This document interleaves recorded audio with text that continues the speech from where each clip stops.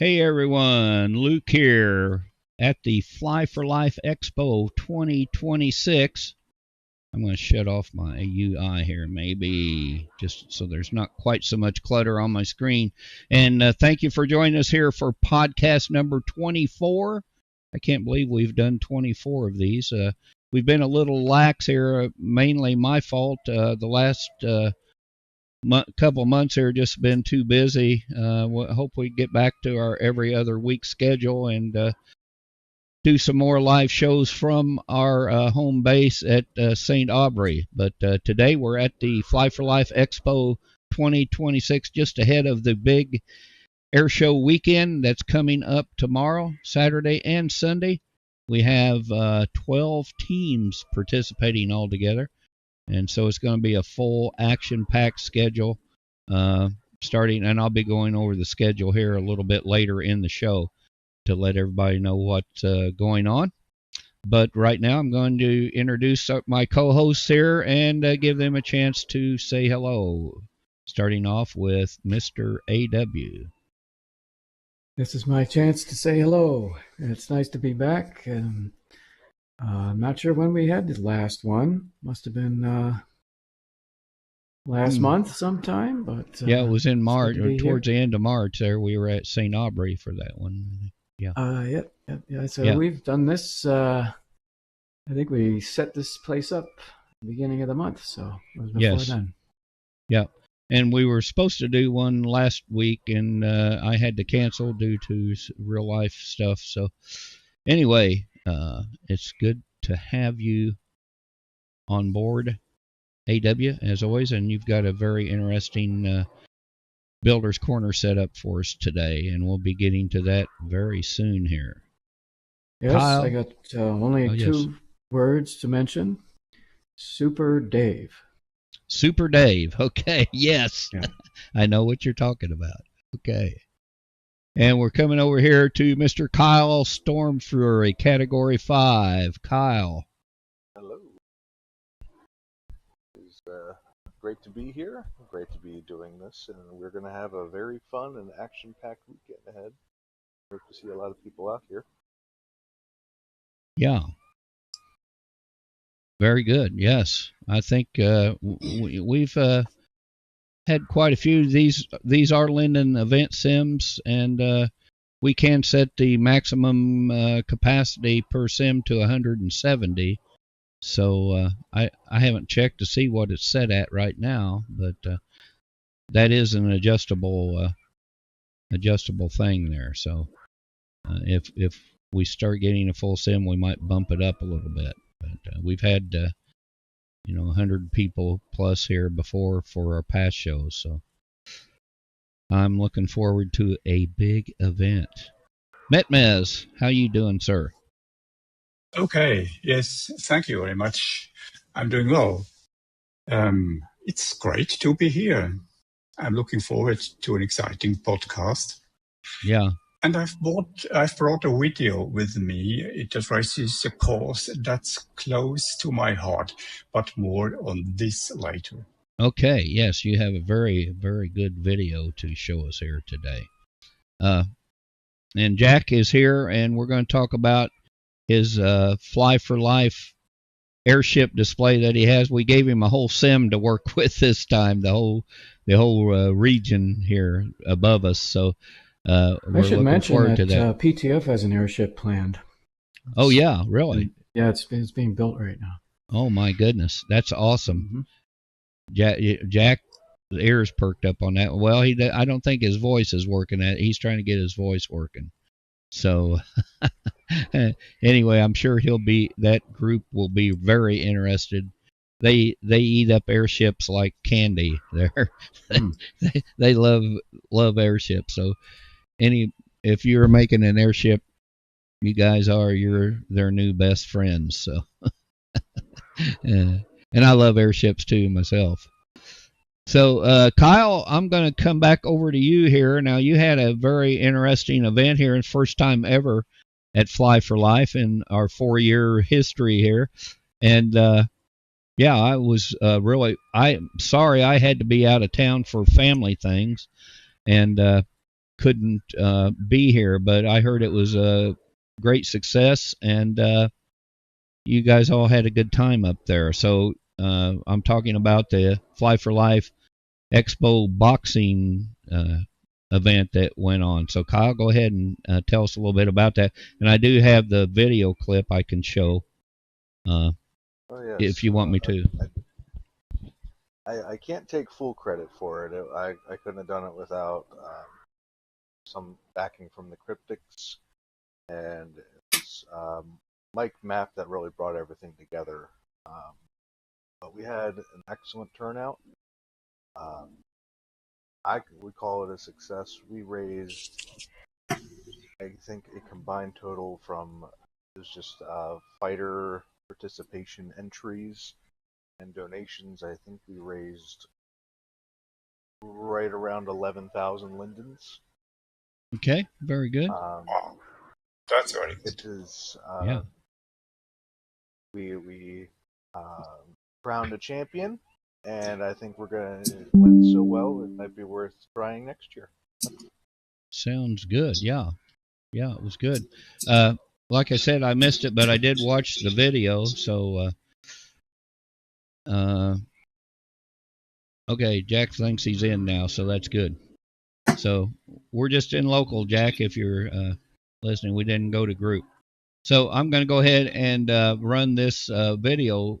We won't watch the whole thing, of course, because it's a little bit long, but we'll watch a little bit of it so people can get the idea. Is that okay, Kyle, to go ahead and run it? Oh yeah, you're good. You're good, brother. Okay, so here we go. Biological twin, Zoran Mamdani.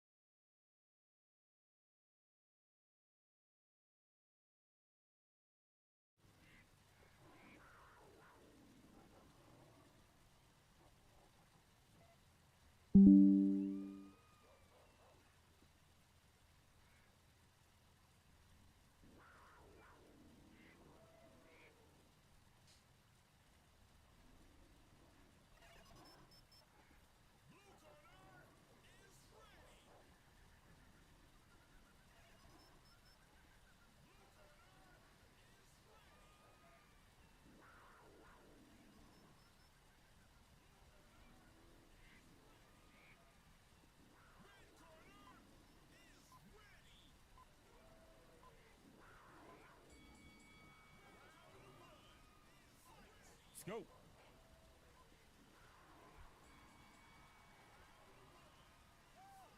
Scope.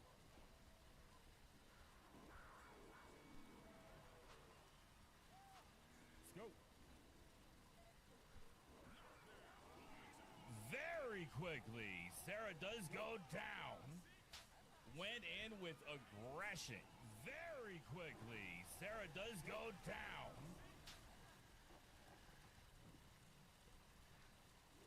Sarah does go down, but felt the bird call quick, stumbled back. Sarah does go down, but felt the bird call quick, stumbled back. But felt the bird call quick, stumbled.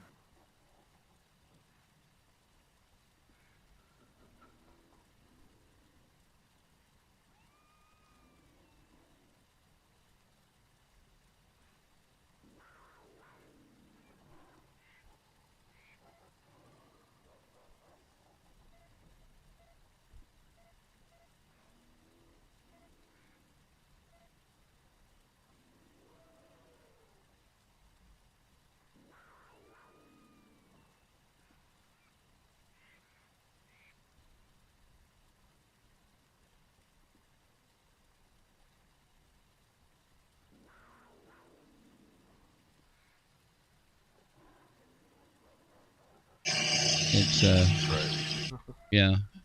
I guess I hope Mez's stream's okay. I'm getting some noise here. Where's that coming from? Oh, Jack, I'm getting some background noise on you. Yeah. Okay. Yeah, but you're going good. We got your voice, so say hello, Jack, and welcome to the SL Aviation Network podcast here live at Fly for Life. How you doing today? I'm well, thank you. How are you? I'm doing great so far. Hope everyone else is there at the tables. Yeah, I think they are. We're all fat and sassy, as my mother used to say. Mine too. Yeah, it's funny, those old sayings that our parents had, right? Now we got sayings that our kids probably make fun of. I imagine they don't know what we're talking about. That's all right. Their kids will get them. Yeah. What goes around comes around, right? Yep. Okay. You might have missed the first part, but we're going through. Kyle just did his review. Mez is going to do his airport to airport video, and then we're going to we'll go around and our AW is going to do his presentation, and then we'll go up to your place to walk around the airships a little bit, and then we'll end up at the Vietnam museum display up there. Sounds good, Luke. Okay, good deal. Okay, Mez, it's all yours. Okay, thank you. Well, my video is a little bit a special one, and it's the following. Second Life isn't just about parties, clothing stores, and gambling. Another important element is wide variety of modes of transportation.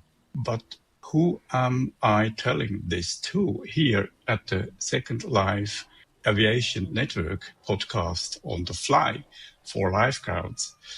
And among all these aviation enthusiasts guests, I've also been asked whether flying in Second Life is comparable to flying in real life. Short answer, the fascination is the same, but the physics of flight are not.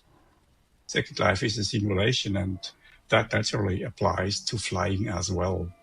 Of course, everyone in Second Life can and should fly however they enjoy it. But I also know that many Second Life residents who only take to the skies as passengers in the real life sometimes wonder what it's really like to fly properly. And with this video, I want to entertain and offer a few tips at the same time. And I beg you, Luke, to start it. Okay, very good. I think, yes, there we go.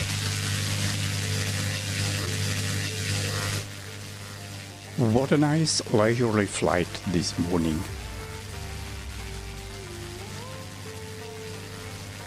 There is a small airfield below us. Let's take a closer look. Landing gear down. And then down somehow.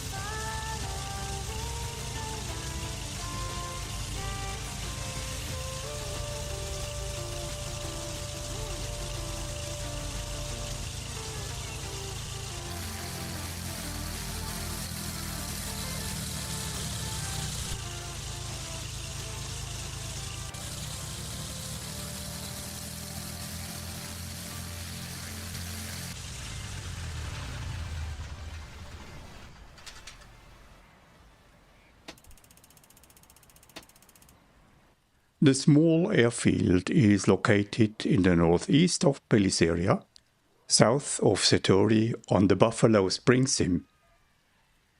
Its location is unique because there is little lag here and because the runway is open on both sides.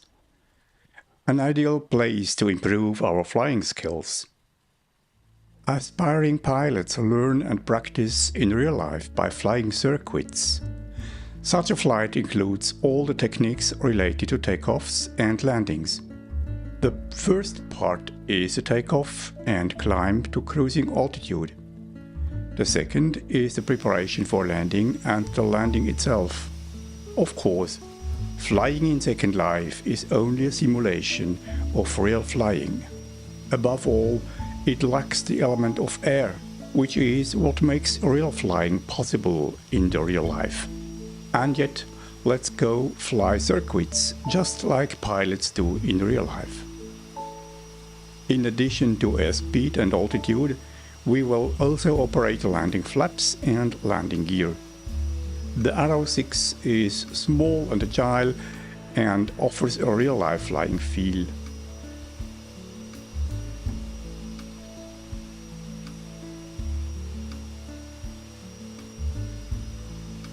This is the task of a circuit flight. We apply 50% power and set the flaps to 10 degrees. Once the takeoff speed is reached, we adjust the attitude with the elevator and climb at 5 meters per second.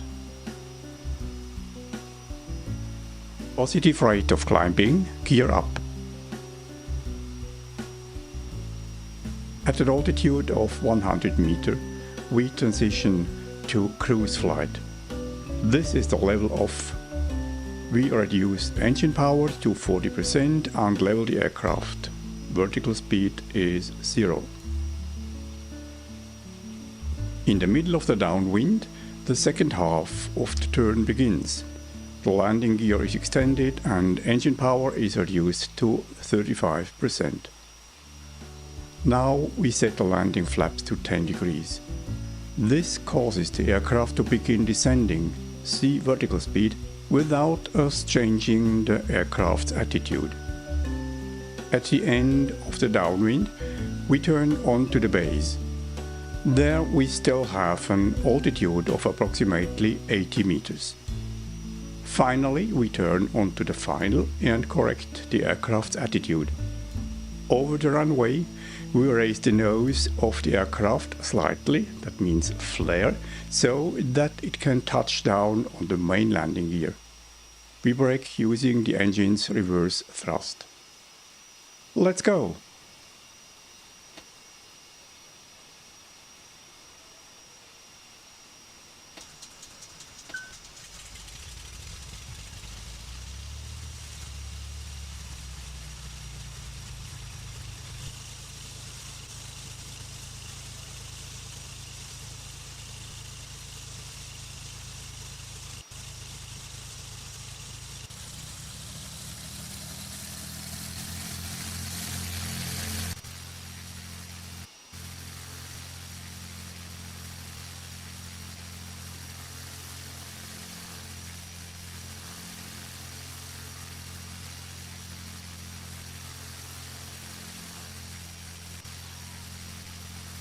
On our training flight, the altimeter and vertical speed indicator will be particularly helpful.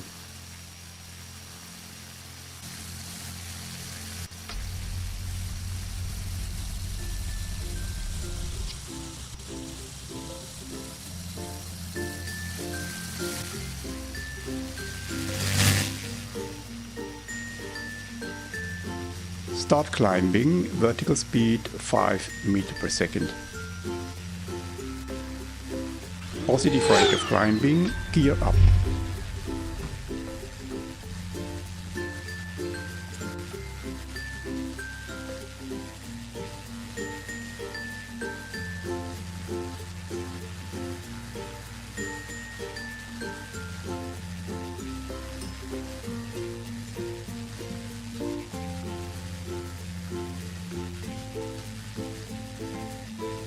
Level off at 100 meters. Reduce power to 40%.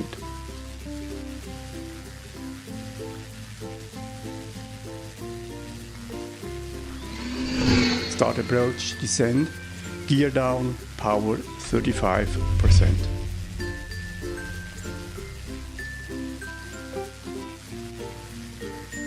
Flaps 10, start descend.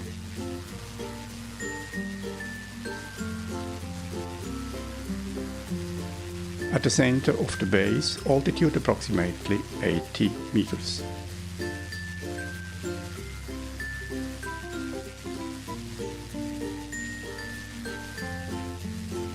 Final, correct flight attitude and alignment to the center line.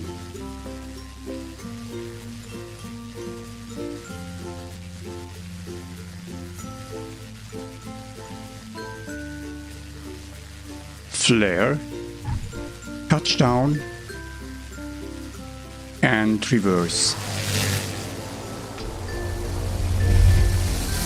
The Arrow 6 takes up the flaps automatically. We have thus successfully completed our first circuit turn. The challenge becomes greater when we string several turns together without stopping and rolling back each time. The use of the landing flaps is essential in real life. Here in Second Life, the effect is also visible. If we string the turns together, we will have a problem with the flaps, which must be retracted automatically after landing because we won't be able to retract them manually before taking off again. That's why we have to brake the plane shortly after landing. But then we have to accelerate again, and there isn't enough time to extend the landing flaps again. Therefore, we will simply extend the landing flaps during the initial takeoff and then again on the downwind while preparing for the final approach.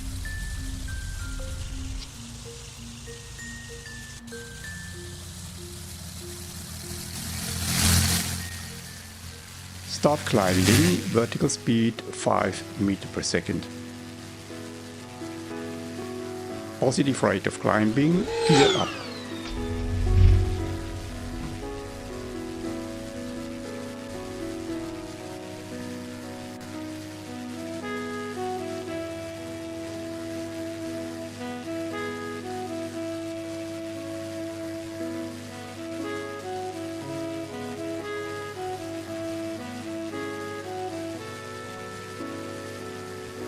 Level off at 100 meters. Power to 40%.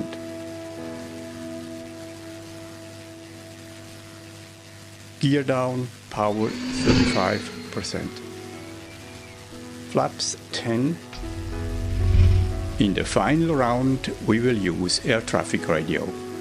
Since there is no control tower here, pilots communicate directly with other pilots in the same airspace. This way, everyone always knows where each aircraft is and what it's doing. Air traffic radio is a coded language with defined terms. Buffalo traffic, 2 Lima Sierra Tango Alpha, final runway 27 for touch and go.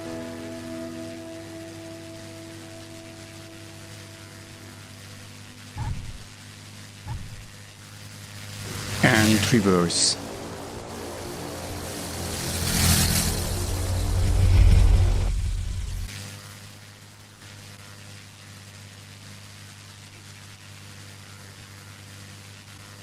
Start climbing. Positive rate of climbing, gear up.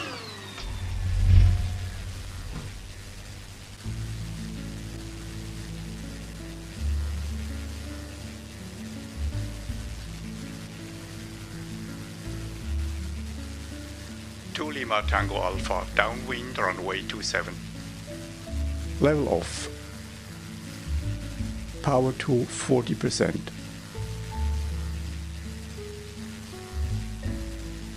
Gear down, power 35%. Flaps 10.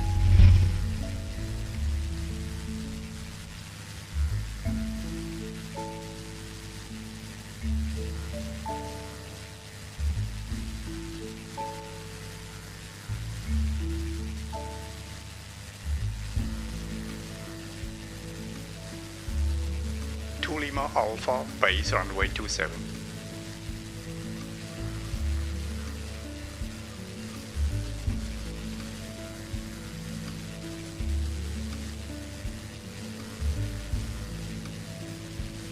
Lima Alpha, final runway 27 for full stop.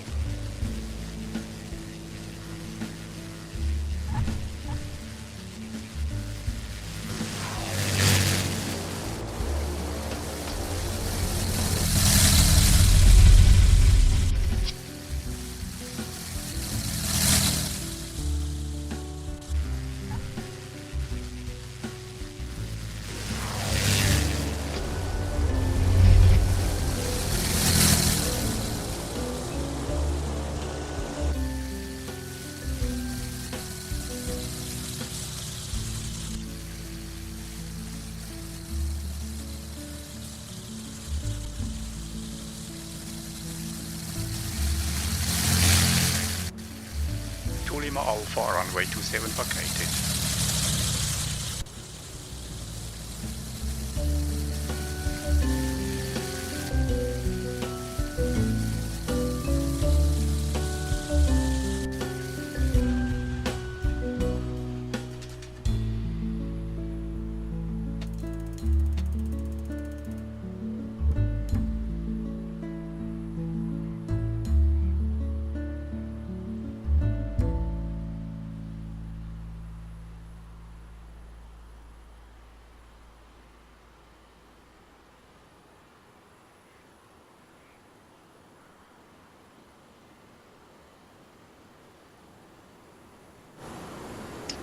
Okay. This is the video. Awesome. Okay. Thank you. I apologize for sound issues here. Whatever happened, I don't know, was a month or so ago, and Windows did an update on me that messed up all my sound settings, and Second Life evidently has changed something because I have to do some different weird stuff to get every sound voices from Second Life into the video now, which I didn't used to have to do. I don't know what changed, but anyway, that was a very good video, Met Mess. Thank you. What I have shown here is just a small excerpt from the same exercise in real life. There, additional checks and procedures also play a role.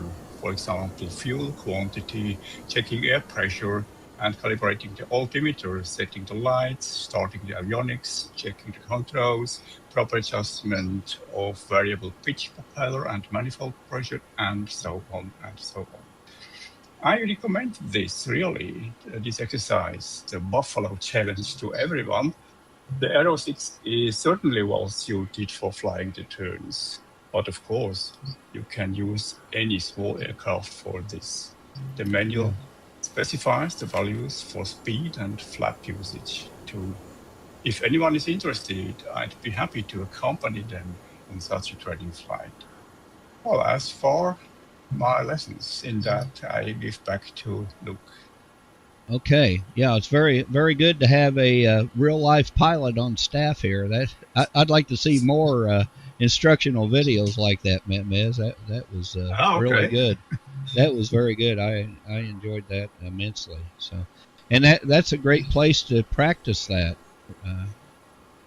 Really, right there where you were at. So, I'm gonna cam out here. We got some practice going on here right now. I think it's the Blue Angels out there. And, yeah, they're looking pretty good. So we market this as the up close and personal air show. When you sit in the viewing stands and the aircraft take off, just luckily they don't lag out and cross the sim because they might end up in your lap. So, okay. AW, you're up. I'm up. Up, down. Uh-huh. It's all yours. So, I'm going to share a little treat that's coming up. So, we're going to be hosting the grid drive starting tomorrow. Yeah. And I got a real special gift for everyone that completes the grid drive. So I'm just going to show that in action. Is that it hanging out here? It might just be it hanging out. Yeah, I see that. Super Dave. There he is. It doesn't come with the Super Dave out. But you get this adjustable harness that you can use there. You wear the harness and then you sit on the jetpack. Very cool. That is great. I'm going to demonstrate a little perfect flying with the jetpack. And you won't hear me because I'll be out of range. I'm cammed on you, so let's. We'll see you on the other side. Okay. Everything's good. Just the best ever. Best ever.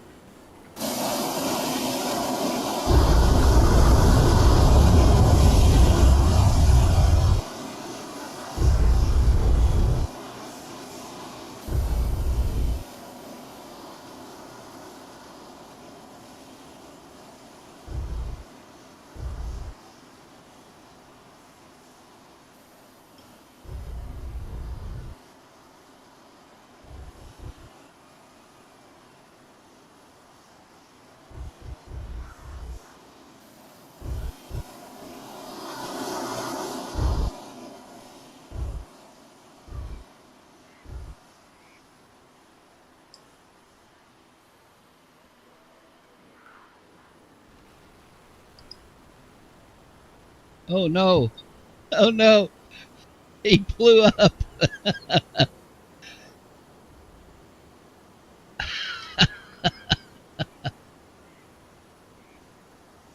But yet, no, he's still going. Wow. Great effects there. Great particle effects. Okay, so am I back in range now? Yeah, pretty close. Yeah, you are. You're in. So, did that blow up over there?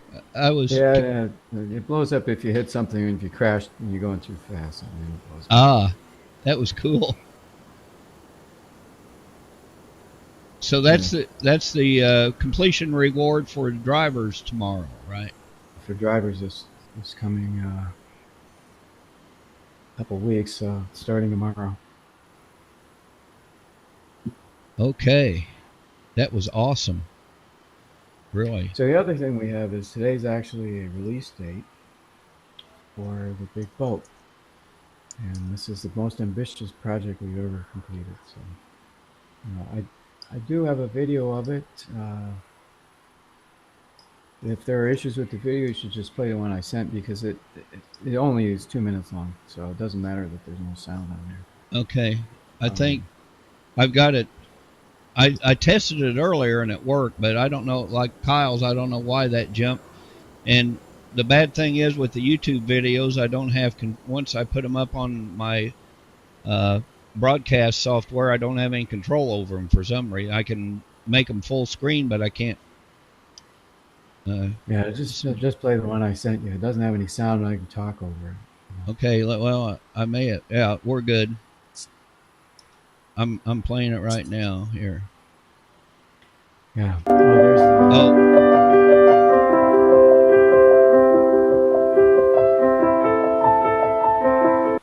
I'll cut the sound out if you want to talk.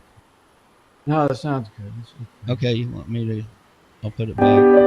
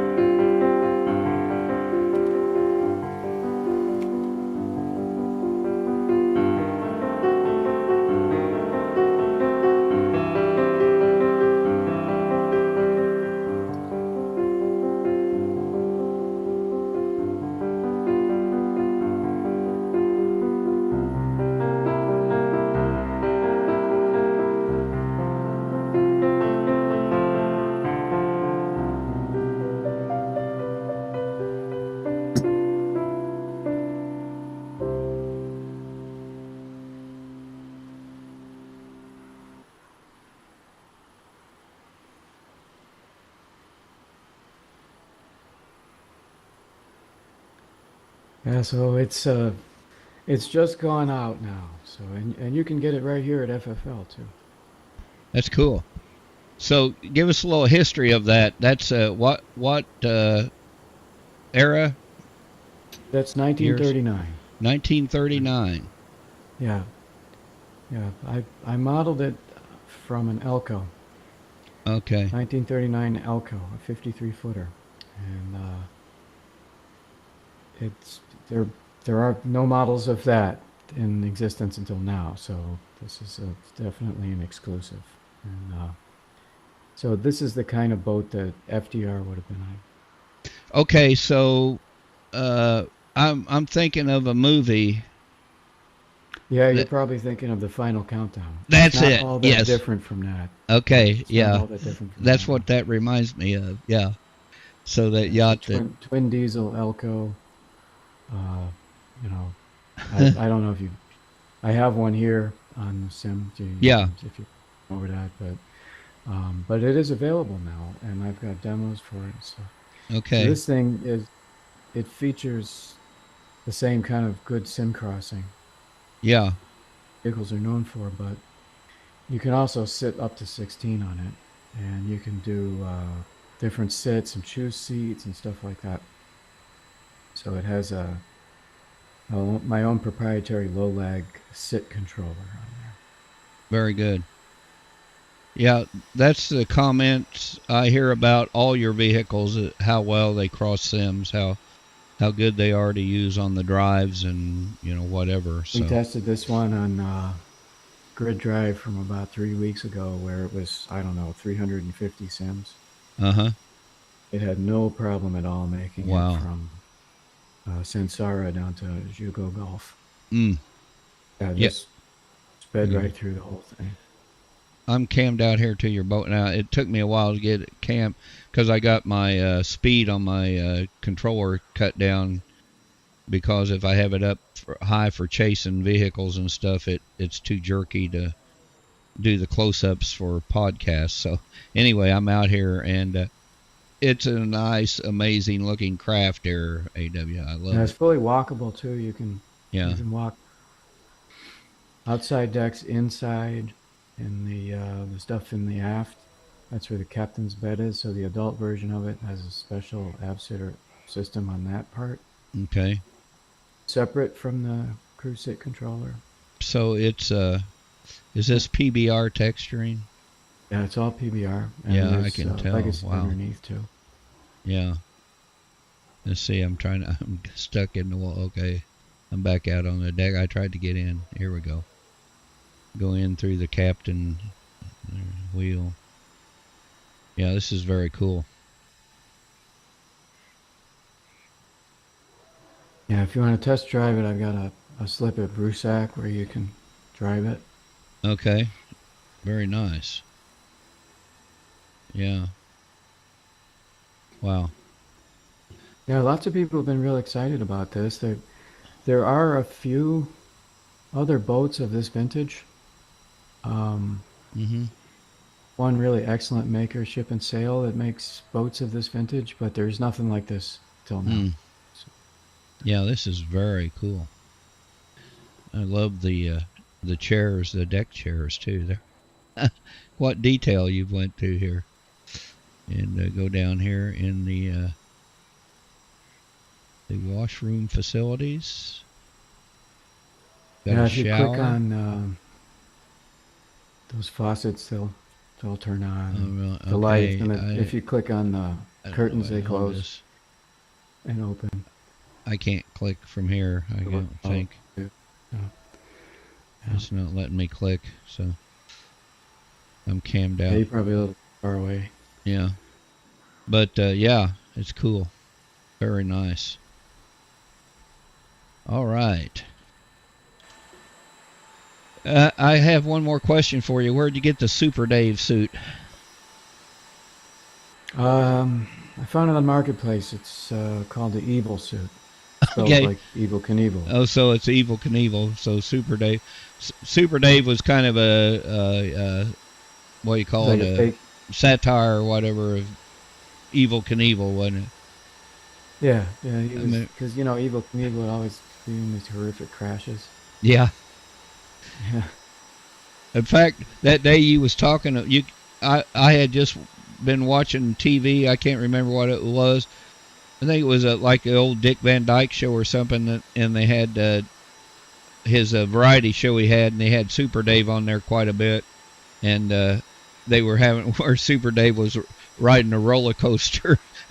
He's in the front car of a roller coaster, and is making it like he was Evil Knievel doing the jump over the canyon. It's really funny. Super Dave was cool. I think people are really going to enjoy the jetpack. Yeah, I tried to feel a little bit out of control like a real jetpack would.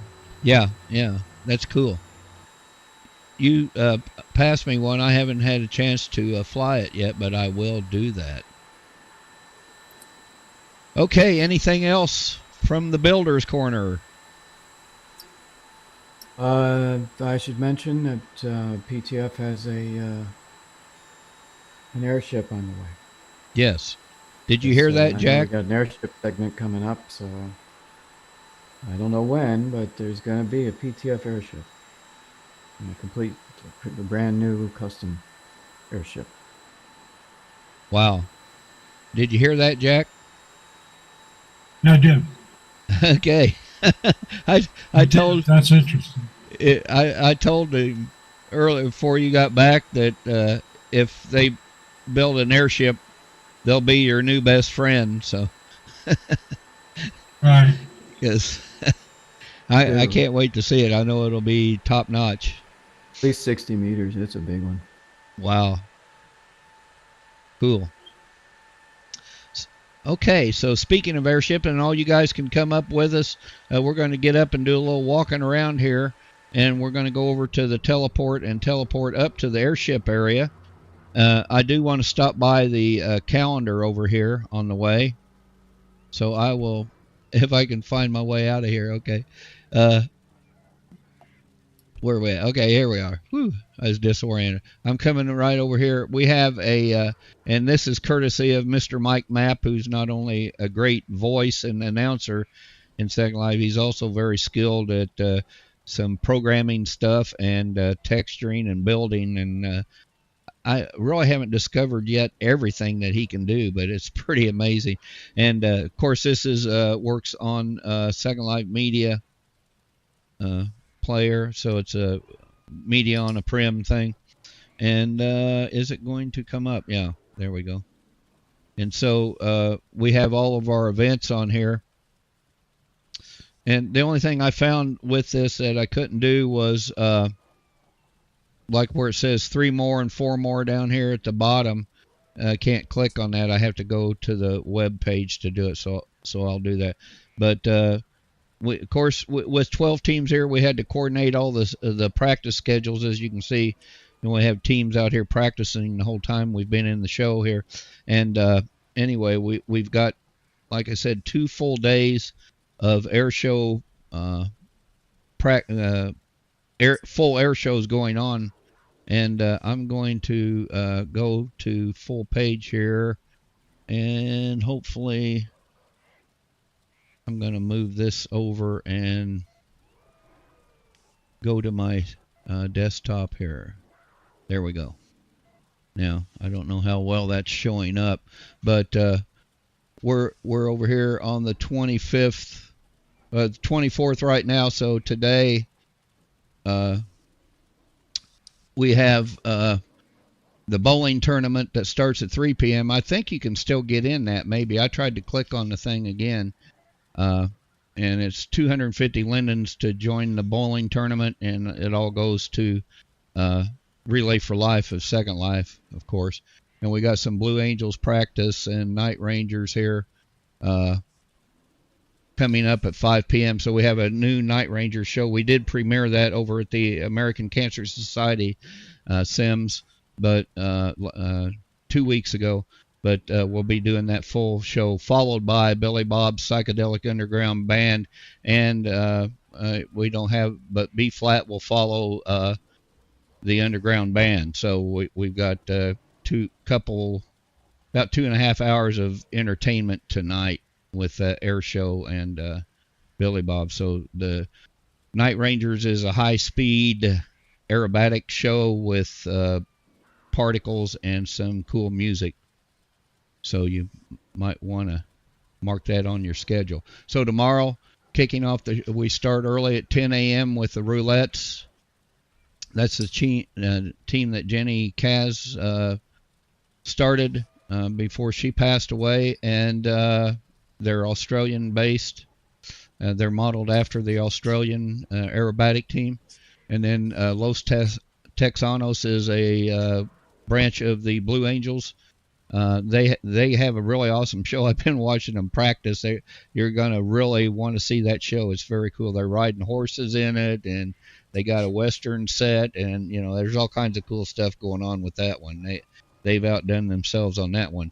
EAR Smoke Squadron, that's a Brazilian team. They'll be up at 11:30, and their show is truly amazing to watch, and you'll find out why they call them the Smoke Squadron. Anemone Wing Walkers. Kyle here is one of the pilots for Anemone, and the Wing Walkers are choreographed wing walking routine on biplanes that are doing all kinds of stunts while the wing walking ladies are hanging on for dear life on the crossbars on top of the wing. So it's a great show. The Aerobats, another part of the Blue Angels group.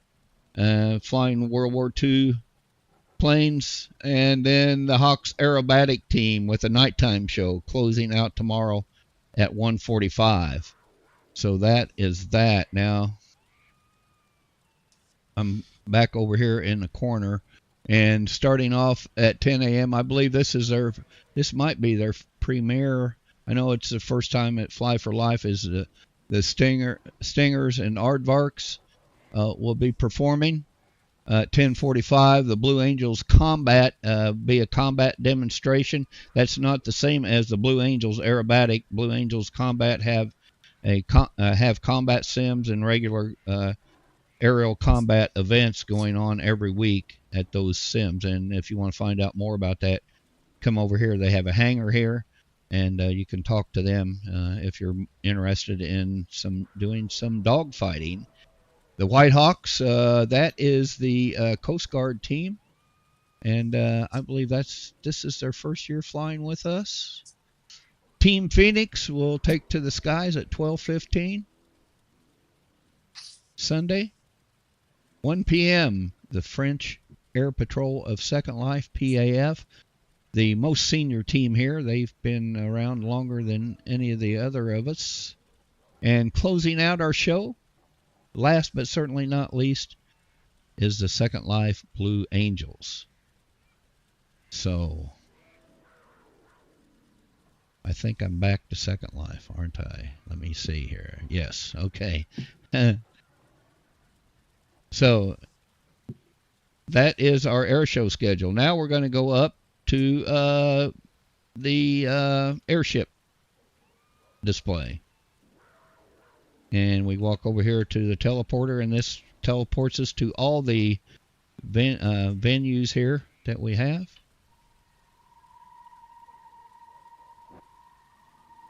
Okay, somebody else already clicked it, didn't they? Okay. There we go.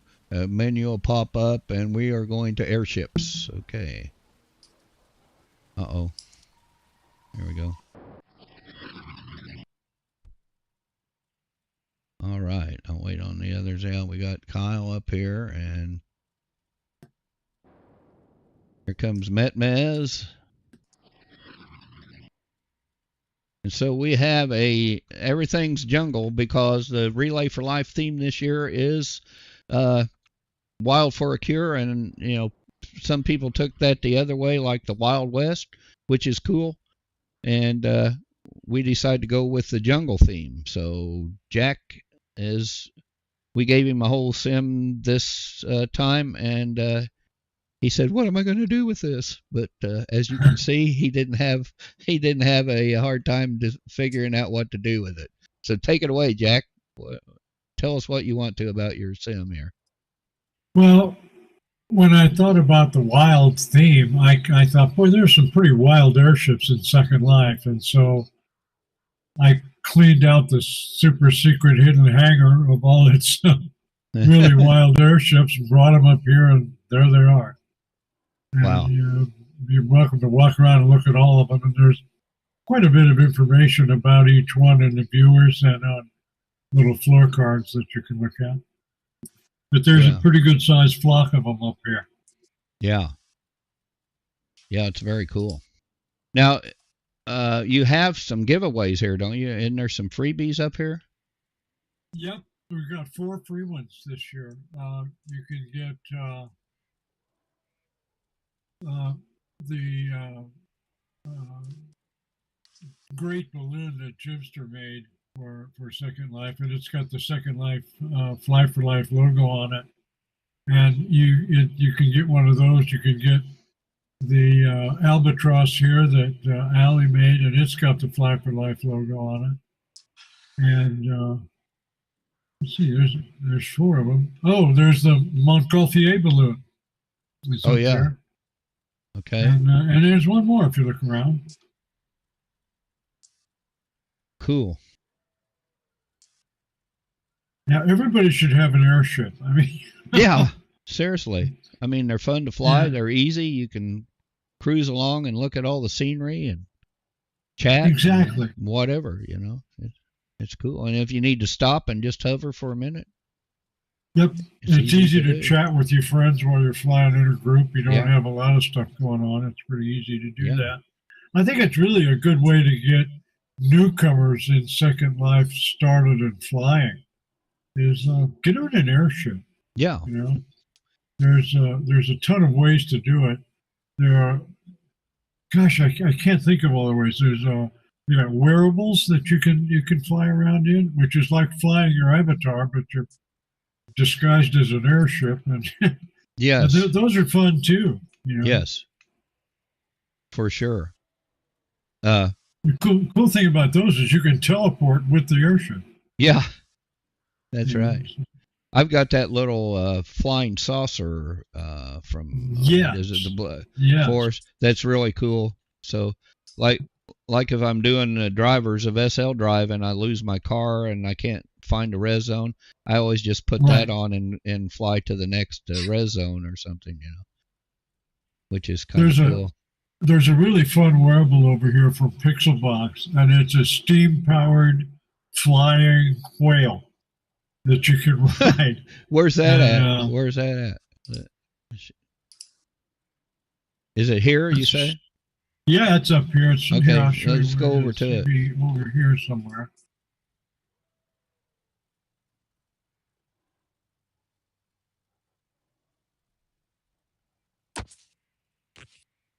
There's also the timeline, which is kind of cool. Yeah, I was looking at that the other day. That is pretty cool.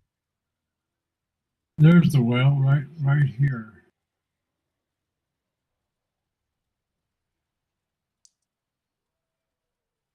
Oh yeah, I see it now. Yeah. It's kind of neat. You can res it, but you can't fly it that way. You have to wear it.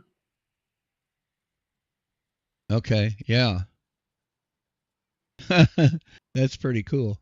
Pretty wild. It's just fun. Yeah. All right. Man, crazy stuff. Jack, and then also one of the cool things is there's a display of the very high altitude drop of Red Bull with Felix Baumgartner broke the sound barrier with his body from that craft. Right. I remember watching that, and we made a video of that here in Second Life, didn't we? Yes, we did. You jumped out of the. You know, the cool thing about that is the guy that was in the command booth helping him, talking him through everything he had to go through, was the guy that held every record he broke. Oh, really? Yeah.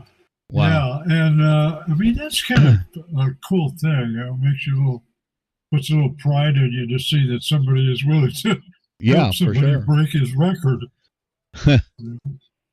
Joe Kittinger was his name. He held every record. That's amazing. So this system in Second Life doesn't work anymore, does it?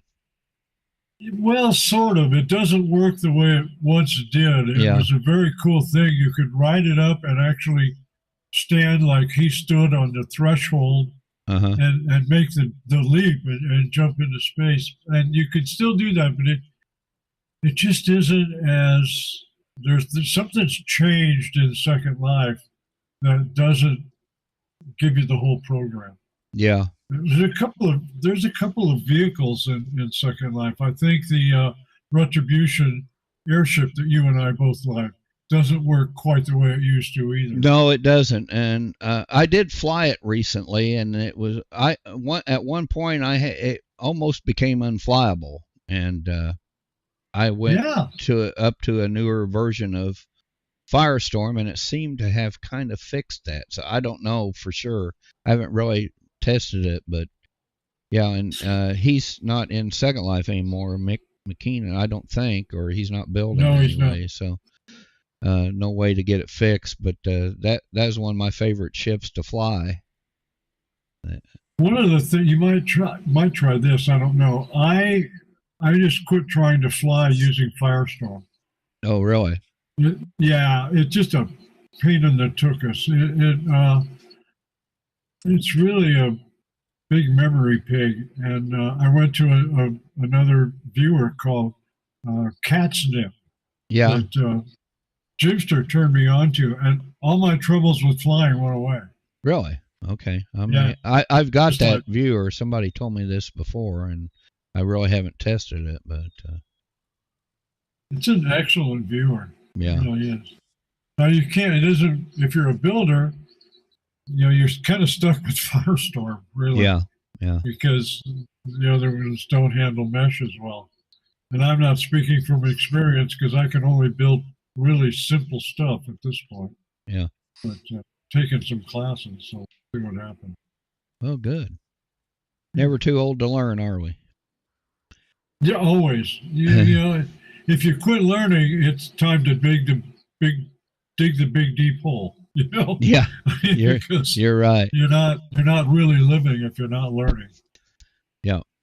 So that's a good segue here too. And I know because I did an interview with you about this, and I don't want to go into great detail, but the reason we are here at this place is because to bring cancer awareness and to raise funds to fight cancer. And I know, Jack, right. you are a major cancer survivor. I mean, you Yep. lived through something that took a lot of people, most people out when they find you're It still does. here talking to us. So, yeah, it's pretty I amazing. it was 8 years ago. It's 9 years ago now. I was diagnosed with pancreatic cancer. Yeah. And I just had a meeting with my oncologist, and she said, "You're my longest living pancreatic cancer patient, and I've Wow. been doing this for about 40 years." My goodness. Yeah. Well, they found yours by mistake, didn't they? Kind of by accident. Yeah, And it was and then to not, see if I had back pain, and I thought, "Oh man, it's those renal stones again." uh-huh. And yeah, I had bilateral renal stones, and that's where they found a mass on my pancreas. Wow. So, you thank God for a renal stone. It's kind of weird, but Yeah. Well, because usually they don't catch that until it's stage 4, do they? The pancreatic Right, cancer. Yeah. thinking it present itself Yeah. as it hides in your body, and you don't know it until you're at Yeah. stage 4, and then it's too late. Yeah. Well, yeah. So I'm glad they caught it, Jack, because I'm glad you're still You're here with for us. 2. You know what it's like. Yeah, I had prostate cancer, and Sure. let's see, I've been cancer free now for 8 years, and they can't declare me officially cancer free where they don't check me every year for till 10 years, but the doctor said, well, it hasn't shown up yet, so we don't really think it's going to. But I was thinking, and I said this the other night on the show I was on, that my neighbor to the east of me died of prostate cancer. My neighbor right next door to the west of me died of prostate cancer. And the guy that lived catty corner across the street died of prostate cancer. All in the last, I don't know, 5 years or so. So Yeah, it's a killer. It really is. Men, swallow your pride and get your prostate checked. That's all I can say. That's right. Really, I think the major thing is prevention. Is what's you don't rely on a cure, although we want one. But the real issue is prevention. Get it early and get it killed. Right. And the other part of that is my grandfather actually died of prostate cancer in like 1970. And so, I know it ran. My dad died of a heart attack, so before the prostate could get him. So, it's a bad thing because even if you have your prostate removed, you can still have prostate cancer cells in your body. That's what happened to my neighbors. They had it removed, but then it had already spread to, bones and their brain and lungs and everything else. So, I wasn't there because I was still out of it. But when the doctor came out of the surgery, which lasted 14 hours, thank you. But wow. What a guy. He came out and he looked at my family and friends who were there, and he said, "You know what? I got it all." Wow. Yeah, he just had a big grin on his face, and he said, "Now, in any question in my mind. I got it all. Wow. I guess he was right. Yeah, man, that's amazing. Yeah. You're a walking miracle. Okay, let's hop up here to the Vietnam sims, or Excellent. display, not sim. Let's see where we at. Okay, we're back this way, aren't we? Yep. Yeah. This Okay. place is. I'm lost. It's huge. Yeah, it is. Cool display though, Jack. Thanks for doing it. That's my pleasure.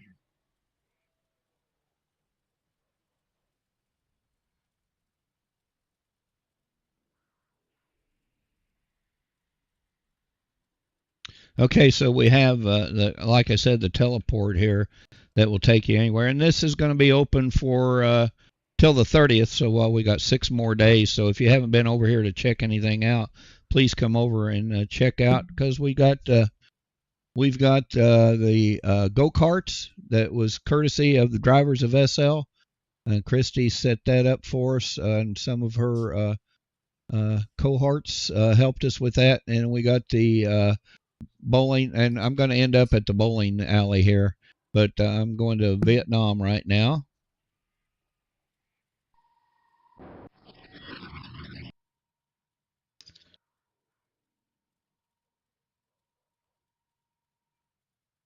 I'm going to try to change my daylight setting, because whatever I have it on right now is a little dark for this. I should have changed it for Jack's here. And see if I can get a little better. I'll just go to midday. There we go. That's a little better. Jack's was kind of cool in the... there we go. So, what I was thinking in doing this display was, Vietnam was a jungle war, of course. And so, keeping with the jungle theme, I thought it would be kind of cool just to set up a full sim of Vietnam display. Vietnam was the most protested war in our history, in the U.S. history, and the veterans of that war got kind of a bum rap because a lot of people treated them very poorly when they came back. So I kind of had that in mind when I put this up, that we wanted to honor those people who fought and died in that war, but also, the great, and it's sad to say, but what spurs on developments in technology, especially in aviation, has been wars. So, we have a lot of, I guess, advancements in aviation because we've been in wars. World War II was a big example, that really advanced then. But, there was some things that took place in Vietnam. And, of course, jet aircraft continued to evolve in Vietnam. And also the helicopter, that was the first really war where helicopters were used extensively. But this setup here, the Phu terminal here, is a replica of the real Phu terminal that was on the airport in that time period during the Vietnam War. And I actually had a friend who served there. He's still alive, Carl, and he was on the in the Army, and he was in the aerial mapping division, and they used these planes right over here, which is the Mohawk, the Army OV-1 Mohawk. And I showed him the tower or the terminal that I'd made of Phu Bai, and then I showed him the airplane that a person made that used to be in the Southeast Asia sims over there, the Vietnam sims. And it kind of got to him. He said, this brings back too many memories. But anyway, and I have to thank Mickey at the Pinewood Tank Factory, and of course AW. They sent me some aircraft here to put on display, and I do appreciate that. And we can just walk around here real quick. I think, is this one of them? Okay, no, this isn't. This is the Aardvark, the F-11E. This one over here, this MiG, is one that, no, that, wait, that's the wrong sign on that, isn't it? This is a MiG. I don't know how my sign got changed here. That should be a... That's a MiG-21. Yeah, that's a MiG-21. I probably got the... I wonder how the sign... Maybe it got... I'm not sure how that got changed. I'm pretty sure... Yeah, there it is. You got on one side, but not the other. So, MiG-21. And it was a pretty fearsome fighter, wasn't it? AW. Did you scripted this, AW? The MiG-21 is Shauna. Okay, is that Shauna? Yeah. Okay. Pretty Yeah, cool it's looking a plane. Mach 2 fighter. Yeah. Very maneuverable. Yeah. It's a great plane. Nice detail on it. Also, the other feature I have up here is the videos. I tried to get videos of each of the planes that we have on display, and there's a lot of cool stuff. It's going to start here.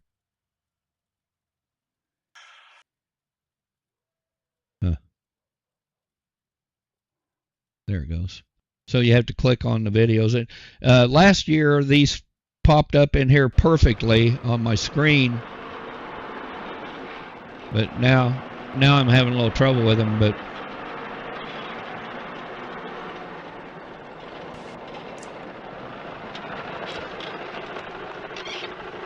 anyway, I won't make you watch the whole thing. But if you're want to spend some time up here and learn about the aircraft, come through. I've got videos, I think, for every one up here, YouTube videos of all the aircraft. We got another MiG over here, and then the B-52. I'm not going to go through all these here because we are running a little short on time. And here's the Mohawk, which I think is a very cool plane. And right north of my town here, there's a antique store, big antique store, and they have vehicles there, and they have one of these planes sitting out there in front of their store. I don't think it's flyable, but that they use these. They used them for combat, but they also the division my friend was in, they just used it for mapping mainly. I think the planes were armed, but they mainly were mapping out the jungle trails and stuff in the roads. So, but it's a very cool plane. It kind of looks like a frog or something, I don't know. Kind of a froggy looking thing, I think.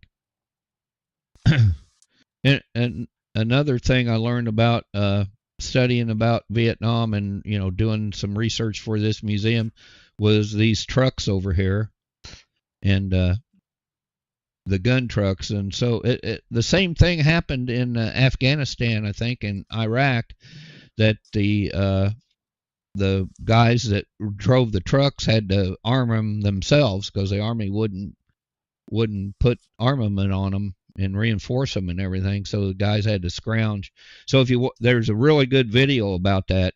If you come up and watch that video about how they did it, and they put the big truck there has a minigun on it, and then the Jeep over there has a 50 cal, and they put names on. They named them. The one video I saw, it said "Psychotic Reaction," which I thought was cool, which is was a rock song from that time. And then of course Godzilla. I got a picture of the real Godzilla somewhere, and I kind of modeled that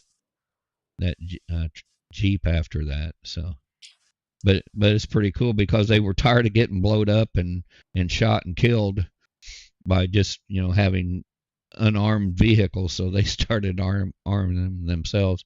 Said they became a bunch of thieves because they'd go around and steal the guns and the ammunition and stuff when they could find it, and they'd scrounge and find down damaged vehicles or aircraft or whatever and strip the guns out of them too, I guess.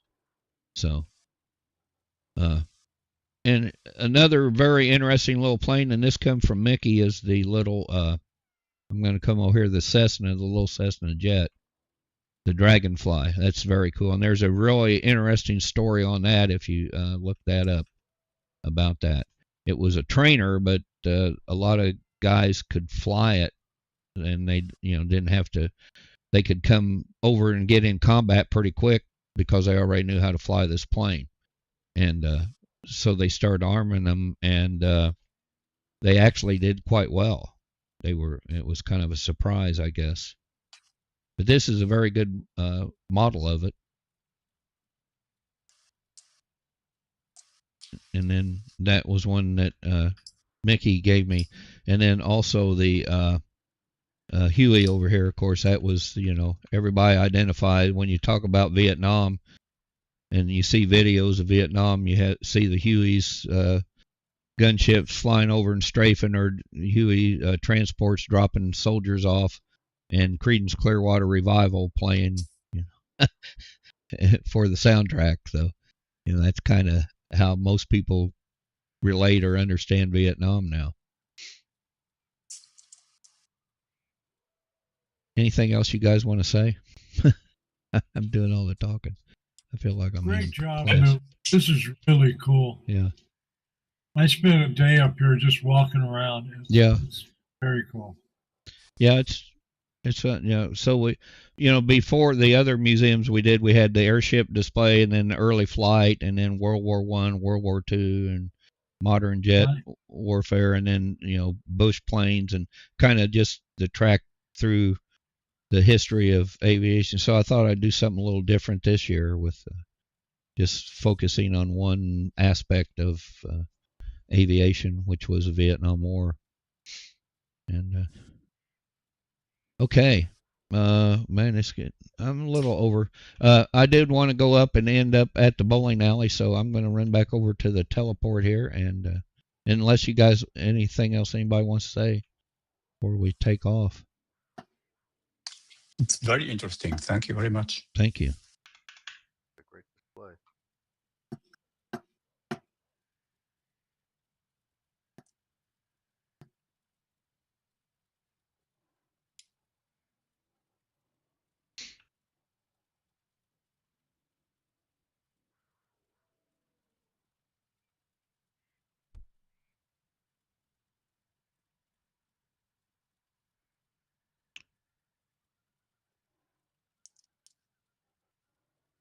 I did want to tell one more story here about Vietnam, and this happened to a friend of mine, and he was in the Air Force, and I think he was stationed at Da Nang, and his job was to load bombs on airplanes, and he hadn't been there very long, and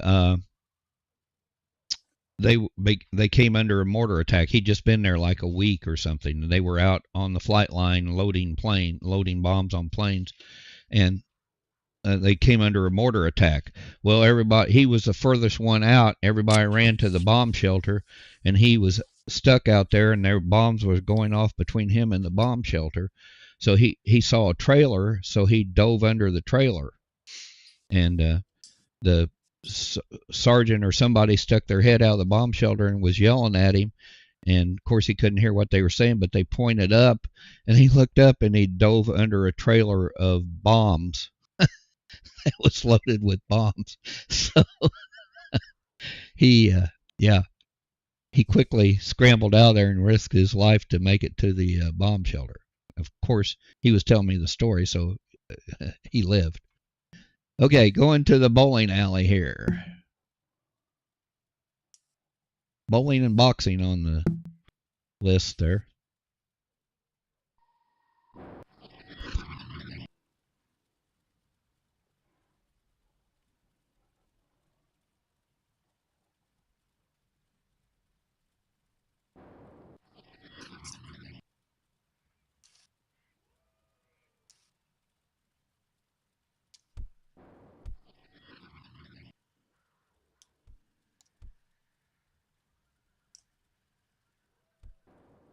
Okay, while everybody's coming in, I'm going to cam up here a little bit and let you look So you can see over here across the way, that's where the boxing event took place.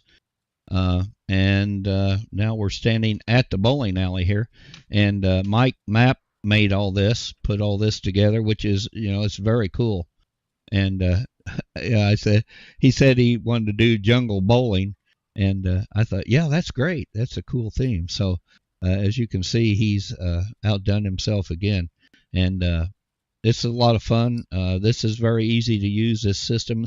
I've used a couple other bowling systems in Second Life, but this is probably one of the best ones. And who makes this? What? I forget the brand name of it. It's like Berkson, yeah. So anyway, that bowling tournament starts in just about an hour and a half, I think, up here. So, and I'm in it.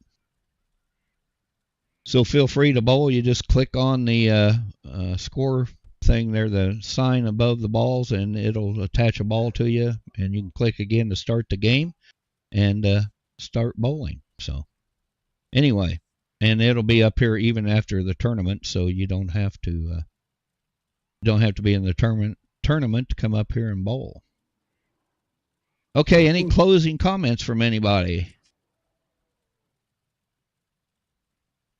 Great program, Luke. Thank you, Jack. Thank you very much. Great display. Yeah, it's a great region. Yeah, I didn't do the go-kart track, but I'm about out of time here, so go check the go-kart track out. It's a lot of fun, and there's some pretty fast times posted up there. But it's the go-karts that Christie has made, and they're just one speed. Yeah, those go-karts are real nice. I have them. Yeah. I like them the way they drive and everything. They're easy to drive, and it's just a lot of fun. So, okay, guys, I'm going to cut loose here because I got some things to do before I come back for the bowling tournament. I did wear my bowling shirt here, the Ball Busters that Mike made these for us, and we have a Ball Busters bowling alley at Gin Sill that Mike built for us, and it's a beach bowling alley up in the middle of our city up there, but it's pretty cool. So I'm going to say so long, guys, and thank you again, and we'll be back real soon. I hope we can do this in 2 weeks, and we'll be back over at our home base of St. Aubrey. So Great. Thank you. Okay, with that being said, I'm going to say see you all next time. See you next time.